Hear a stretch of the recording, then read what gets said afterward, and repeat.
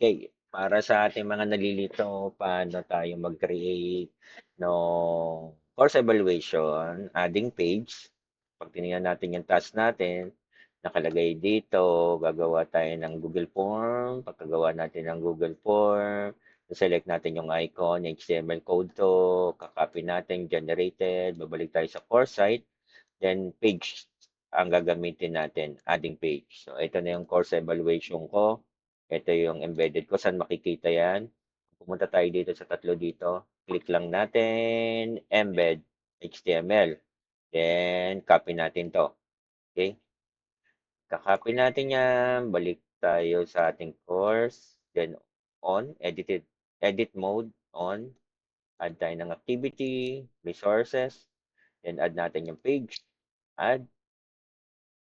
Add natin ng page. Lagay natin dito, evaluation.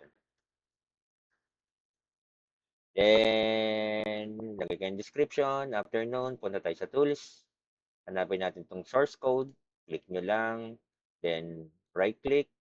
Paste nyo yung inyong pinopya doon. Save. At yun. Ito na siya.